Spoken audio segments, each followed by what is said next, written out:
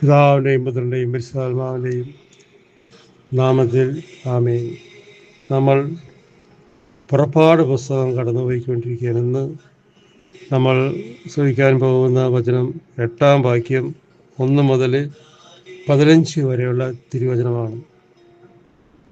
നമ്മൾ വായിക്കും തോറും കടന്നു പോകുന്ന 1-ാം വാക്യവും 2-ാം വാക്യവും 3-ാം വാക്യവും എല്ലാം 1-ാം അധ്യായം 2-ാം അധ്യായം 3-ാം അധ്യായം 8 വരെ അധ്യായത്തിൽ വായിക്കുമ്പോൾ പറവയുടെ ഹൃദയം കഠിനമായിക്കൊണ്ടിരിക്കുകയാണ്. വളരെയധികം മോശമായിക്കൊണ്ടിരിക്കുന്നു. അവൻ്റെ മുമ്പിൽ കർത്താവ് പ്രവർത്തിക്കുന്ന ഓരോ അത്ഭുതങ്ങൾ കണ്ടാൽ നമ്മൾ ഭയപ്പെടും. പക്ഷെ അവൻ ഭയപ്പെടുകയല്ല ചെയ്യണത്. അവൻ്റെ ആത്മാവും ഹൃദയം കഠിനമായിക്കൊണ്ടിരിക്കുകയാണ്. അവൻ പറയുന്നുണ്ട്, ഞാൻ എങ്ങനെ പ്രാർത്ഥിക്കണമെന്ന്, എപ്പോൾ പ്രാർത്ഥിക്കണമെന്ന് നിങ്ങൾ പറയുക. അപ്പം നാളെ എന്ന് മോശ പറയുന്നുണ്ടെങ്കിലും അവൻ അത് ശ്രദ്ധിച്ചില്ല. വീണ്ടും അവൻ്റെ ഹൃദയം കഠിനമായിക്കൊണ്ടിരിക്കുകയാണ്. ഹല്ലേലൂയ. വചനം ശ്രവിക്കാം. പുറപ്പാട് പുസ്തകം 8-ാം അധ്യായം 1-ാം വാക്യം. കർത്താവ് മോശയോട് അരുളി ചെയ്തു, പറവയുടെ അടുക്കൽ ചെന്ന് പറയുക. കർത്താവ് മോശയോട് അരുളി ചെയ്യുന്നു. പല പ്രാവശ്യമായി കർത്താവ് മോശയോട് പറയുന്നത്. ഇന്നും കർത്താവ് മോശയോട് പറയണം, നീ പോയി പറയുക. കർത്താവ് കൽപ്പിക്കുന്നു, അധികാരത്തോടെ കൽപ്പിക്കുന്നു, എന്നെ ആരാധിക്കാനായി എൻ്റെ ജനത്തെ വിട്ടയക്കുക. കർത്താവ് കൽപ്പിക്കണം. കൽപ്പിക്കുന്നതിൽ വ്യത്യാസമുണ്ട്, ആജ്ഞാപിക്കുന്നതിലും വ്യത്യാസമുണ്ട്, അപേക്ഷിക്കുന്നതിലും വ്യത്യാസമുണ്ട്. കൽപ്പിക്കുക എന്ന് പറയുമ്പോൾ അത് അധികാരത്തോടെയുള്ള കൽപ്പനയാണ്. അപ്പോൾ യേശു എന്തോ ചെയ്യാൻ ഈജിപ്തിലെ പറവയുടെ ദേശത്ത് അവൻ കാണാത്ത ചിലത് ഇപ്പോൾ നടത്താൻ പോവുകയാണ്. ഇന്നലെ നമ്മൾ കണ്ട് രക്തം അല്ലേ, വെള്ളം എല്ലാം രക്തമായി മാറി. കലങ്ങളിൽ പോലും, കുളങ്ങളിലും കിണറുകളിലും എല്ലാം വെള്ളം മുഴുവനും രക്തമായി. കുടിക്കാനും പറ്റില്ല, തൊടാനും പറ്റില്ല. ചോര കളറുള്ള വെള്ളം കൈമ തൊട്ടാൽ അങ്ങനെ ഇരിക്കും. ഹല്ലേലൂയ. യേശു ഇവിടെ പറയാണ്, എന്നെ ആരാധിക്കാൻ വിട്ടയക്കുക, ഇസ്രായേൽ ജനത്തെ വിട്ടയക്കുക. കൽപ്പിക്കുകയാണ്. അവരെ വിട്ടയക്കാൻ നീ വിസമ്മതിച്ചാൽ തവളകളെ അയച്ച് ഞാൻ നിന്റെ രാജ്യത്തെ പീഡിപ്പിക്കും. ഹല്ലേലൂയ. യേശു പറയണം, അവരെ വിട്ടയക്കാൻ നീ വിസ്മരിച്ചാൽ തവളകളെ അയച്ച് ഞാൻ നിന്റെ രാജ്യത്തെ പീഡിപ്പിക്കും, നശിപ്പിച്ച് കളയും. തവളകളെ അയച്ച് അതുപോലെ കർത്താവ് ചെയ്യാൻ കഴിയും. 3-ാം വാക്യം.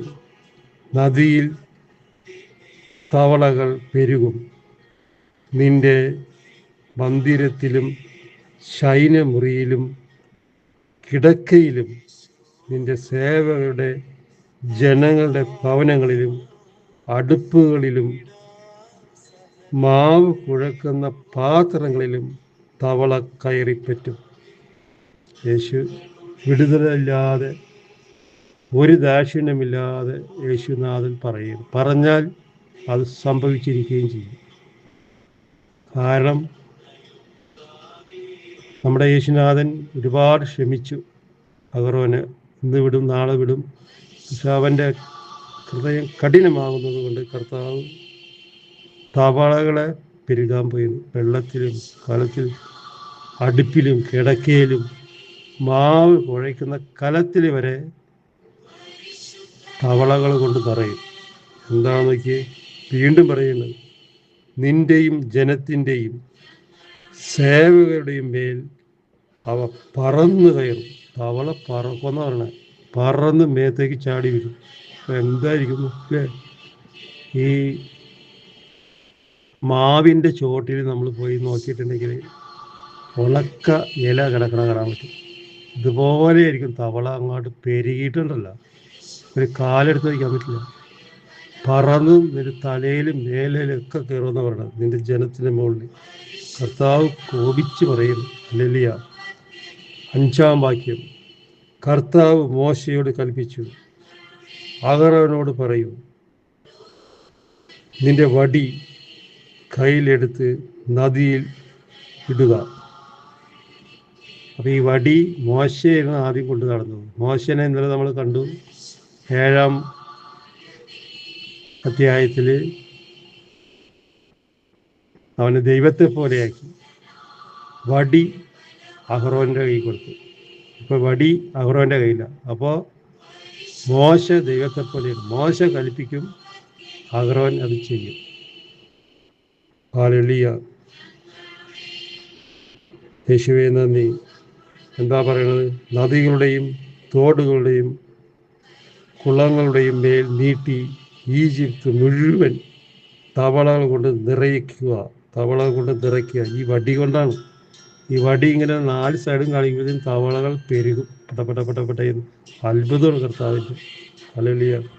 ചെയ്യുന്നത് മോശ വഴി അഹ്റോനാണ് ചെയ്യുന്നത്. വടി കൊണ്ട് നിറയ്ക്കുക. അഹ്റോൻ ഈജിപ്തിലെ ജലാശയങ്ങളുടെ മേൽ കൈ നീട്ടി. അഹ്റോൻ 6-ാം വാക്യം. അഹ്റോൻ ഈജിപ്തിലെ ജലാശയങ്ങളുടെ മേൽ കൈ നീട്ടി. തവളകൾ കൊണ്ട് ഈജിപ്ത് ദേശം മുഴുവൻ നിറഞ്ഞു. വടി നീട്ടിയിട്ടില്ല, കൈ നീട്ടിയപ്പോഴത്തേനും തവളകൾ നിറയാൻ തുടങ്ങി. കൈ കൊണ്ട് തവളേന കർത്താവിൻ്റെ നാമത്തിൽ അങ്ങോട്ട് പെരുക്കി വിടുകയാണ്. അതങ്ങോട്ട് ഉണ്ടാക്കി പടപടാം കരിയില പോലെ തവള അങ്ങോട്ട് പെരുകി. കലത്തിലും ബെഡ്റൂമിലും മനുഷ്യൻ ഉപയോഗിക്കുന്ന പാത്രങ്ങളിലും ഒക്കെ തവളകൾ. എവിടെ നോക്കിയാലും തവളകൾ. എന്നാലോചിച്ച് നോക്കിയാൽ എന്തൊരു ഇതാണെന്ന്. എടുത്ത് കളഞ്ഞാലും വീണ്ടും വീണ്ടും അത് പെരുകിക്കൊണ്ടിരിക്കും. ഹല്ലേലൂയ. കർത്താവ് ചെയ്യുന്ന ഒരു അത്ഭുതമാണ്. കോപത്തോടെ ചെയ്യണം. പറവോടൊക്കെ മന്ത്രവാദികളും താങ്കളുടെ മന്ത്രവാദിയായാൽ ഈജിപ്തിലേക്ക് തവളകളെ വരുത്തി. മന്ത്രവാദികളുടെ അടുത്തും ഫറവോന്റെ കീഴിലുള്ള എല്ലാവരുടെ മേലും തവളകൾ കൊണ്ട് അങ്ങ് പെരുകി. എന്താണല്ലേ കർത്താവ് ചെയ്യുന്ന നോക്കി. ഹല്ലേലൂയ. ഇസ്രായേൽ മക്കളെ പിടിച്ചു വെച്ചതിൻ്റെ ദോഷമാണ് ഫറവോയുടെ ജനങ്ങളും അനുഭവിക്കുന്നത്. ഹല്ലേലൂയ. 8-ാം വാക്യം. അനന്തരം ഫറവോ മോശയെയും അഹ്റോനെയും വിളിച്ചു വരുത്തി പറഞ്ഞു. രണ്ടുപേരെയും വിളിച്ച്, ഫറവോനെയും വിളിച്ച് മോശയെയും വിളിച്ചു. എന്നിൽ നിന്നും എൻ്റെ ജനത്തിൽ നിന്നും എന്നിൽ നിന്നും എൻ്റെ ജനത്തിൽ നിന്നും തവളകളെ അകറ്റിക്കളയുന്നതിന് കർത്താവിനോട് നിങ്ങൾ അപേക്ഷിക്കുകയും. ഫറവോ നേരെ തിരിഞ്ഞു. നിങ്ങൾ തവളയെ കളയാൻ കർത്താവിനോട്, നിങ്ങളുടെ ദൈവമായ കർത്താവിനോട് പ്രാർത്ഥിക്കുമെന്നാണ് പറയണം. കാരണം അതുപോലെ ആയിപ്പോയി. എടുക്കാൻ പറ്റില്ല. കർത്താവിന് ബലിയർപ്പിക്കാനായി ജനത്തെ ഞാൻ വിട്ടയക്കാം. ഫറവോ പറയുന്നുണ്ടോ. യേശുവേ നന്ദി. 8-ാം വാക്യത്തിൽ പറയുന്നത്, കർത്താവിന് ബലിയർപ്പിക്കാനായി ജനത്തെ ഞാൻ വിട്ടയക്കാം. അവൻ പിടിച്ചു വച്ചിരിക്കുന്ന ഇസ്രായേൽ മക്കളെ ഞാൻ വിട്ടയക്കാം. പക്ഷെ തവളകൾ ഇവിടുന്ന് പോയി കിട്ടണം. പക്ഷേ അതൊരു നുണയാണ് അവൻ്റെ. അവന് കാര്യം കാണാൻ വേണ്ടി പറയുന്നു, അല്ലാണ്ട് ഒരു രക്ഷയില്ല. ഹല്ലേലൂയ. മോശയും ഫറവോയോട് പറഞ്ഞു, തവളകളെ എന്നിൽ നിന്നും താങ്കളുടെ ഭവനങ്ങളിൽ നിന്നും അകറ്റി നദിയിൽ മാത്രം ഒതുക്കി നിർത്തുന്നതിനായി നമുക്ക് സേവകർക്കും ജനത്തിനു വേണ്ടി എപ്പോഴാണ് പ്രാർത്ഥിക്കേണ്ടതെന്ന് അറിയിക്കുക. 9-ാം വാക്യത്തിൽ പറയുന്നു, തവളകളെ അകറ്റി നിർത്താൻ ജനത്തിനും ഞങ്ങൾക്കും എല്ലാവർക്കും വേണ്ടി പ്രാർത്ഥിക്കുക. ഫറവോ പറഞ്ഞു, നാളെ മോശ തുടർന്ന് അങ്ങനെയാകട്ടെ. ഞങ്ങളുടെ ദൈവമായ കർത്താവിന് തുല്യനായി മറ്റാരുമില്ലെന്ന് അങ്ങനെ നീ ഗ്രഹിക്കും, അങ്ങനെ നീ അറിയും എന്ന് പറയുന്നു. അപ്പോൾ ഇവിടെ പറയണം നോക്കിയേ, ഹല്ലേലൂയ, യേശുവേ.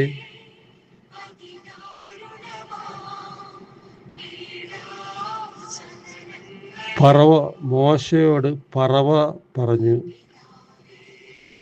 തവളകളെ എന്നിൽ നിന്നും നിങ്ങളുടെ ഭവനങ്ങളിൽ നിന്നും അകറ്റി നിൽക്കുന്നതിന് ഒതുക്കി നിർത്തുന്നതിനായി നമുക്ക് സേവകർക്കും ജനത്തിനും വേണ്ടി ഞാൻ എപ്പോഴാണ് പ്രാർത്ഥിക്കേണ്ടതെന്ന് അറിയിക്കുക. പറവ പറയുന്നു, ഞാൻ എപ്പോഴാണ് പ്രാർത്ഥിക്കേണ്ടതെന്ന് അറിയിക്കുക. ഉടനെ 10-ാം വാക്യം. പറവ പറഞ്ഞു, നാളെ. മോശ തുടർന്നു, അങ്ങനെയാകട്ടെ, ഞങ്ങളും ഞങ്ങളുടെ ദൈവമായ കർത്താവിന് തുല്യനായി മറ്റാരുമില്ലെന്ന് നീ ഗ്രഹിക്കും. നീ ഇപ്പോൾ വഴിക്ക് വന്നില്ലേ, അപ്പം നീ അത് അറിയും ആരാണെന്ന് കർത്താവ്. ഇപ്പം നീ വന്നല്ലോ, അറിഞ്ഞല്ലോ, പക്ഷേ അവനത് ചെയ്യില്ല. ഹല്ലേലൂയ. 11-ാം വാക്യം. തവളകൾ നിന്നിൽ നിന്നും വീടുകളിൽ നിന്നും സേവകരിൽ നിന്നും ജനത്തിൽ നിന്നും അകന്ന് നദിയിൽ മാത്രം ഒതുങ്ങി നിൽക്കും. മോശ പറയുന്നു, ഒതുങ്ങി നിൽക്കും. 12-ാം വാക്യം. മോശയും അഹരോനും ഫറവോയുടെ അടുത്ത് നിന്നും പോയി. തവളകളെക്കുറിച്ച് താൻ ഫറവോയോട് പറഞ്ഞതുപോലെ മോശ കർത്താവിനോട് അപേക്ഷിച്ചു. ഫറവോയുടെ വാക്ക് കേട്ട് അഹരോനും മോശയും വിശ്വസിച്ച് കർത്താവിനോട് പ്രാർത്ഥിച്ച് അപേക്ഷിക്കുകയാണ്. ഇതിൽ നിന്നും തവളകളെ എല്ലായിടത്തും മാറ്റണേ, അവൻ ജനത്തെ വിട്ടുതരാം എന്ന് പറഞ്ഞിട്ടുണ്ടെന്നൊക്കെ കർത്താവിനോടൊന്ന് പറയണം. പക്ഷെ കർത്താവ് അത് വിശ്വസിക്കില്ല. കാരണം കർത്താവിന് അവൻ്റെ ഹൃദയം അറിയാം, അവൻ്റെ അഹമറിയാം.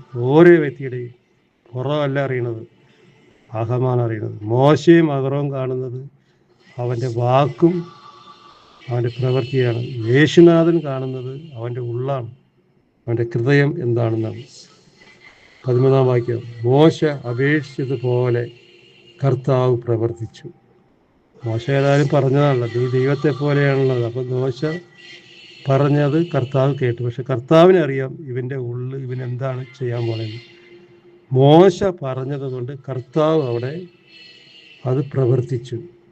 വീടുകളിലും അങ്കണങ്ങളിലും വയലുകളിലും ഉണ്ടായിരുന്ന തവളകൾ ചത്തൊടുങ്ങി. കർത്താവ് എല്ലാത്തിനെയും കൊന്നുകളഞ്ഞു ഒറ്റയടിക്ക്.